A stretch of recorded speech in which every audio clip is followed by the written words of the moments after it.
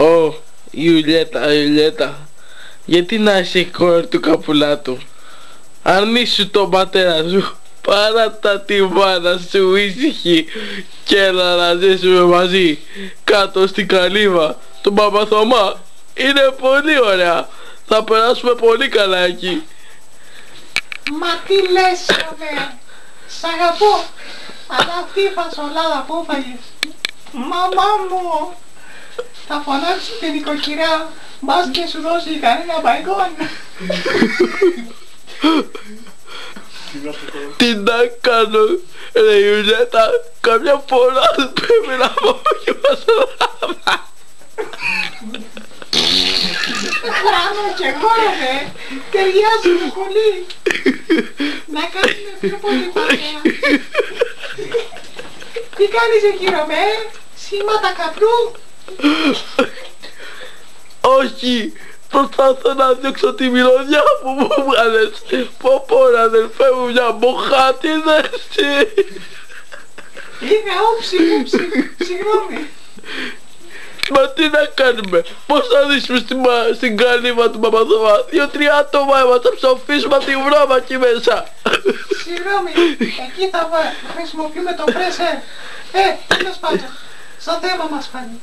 Ρωμέ, σ' αγαπώ κι εγώ. Θέλω να παντρευτούμε. Σφίξε με στην αγκαλιά σου. Με τέτοια κλανιά που φίξες. Συγγνώμη σε παρακαλώ. Τι να σου πω ρε Ιουλιέτα, Και Ιουλιέτα Εσμεράλδα θα σε παντρευτώ υπό έναν όρον.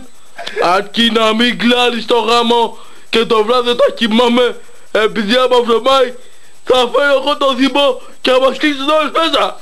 Κατάλαβες? Εντάξει, Ρωμέ. Εντάξει, μην με χτυπάς. Όχι από τώρα. Όχι, Ρωμέ. Όχι, Ρωμέ. Μην τα δούνε τα παιδιά μου. Σκάσε μωρή, αν πας. Το δηλητήριο θέλω. Το δηλητήριο. Να σε το δηλητήριο. Δεν βγαίνει αυτή η ανάδεμη τζόνε. Ανάθεμα. Όχι ρε γυναίκα, μη με βαράς, γιατί εγώ θα σε τσακίσω κάποια μέρα. Φάει! Αμάτ κλανίδι. Ρε γυναίκα, ηρέμησε. Σκάσε, Ρωμέ. Σκάσε. Σκάσε από κάτω κουμάτι εδώ μέσα. Πήγαινε φέρε τις παντόφλες μου. Τώρα. Σώπα μωρή. Σκάσε μωρή. Θα σου φέρω παντόφλες. Να θα σε κάνω, θα σου κόψω το λαρίκι. Α, μάνα μου, μάνα μου. Πάνα μου. The end είναι. The end.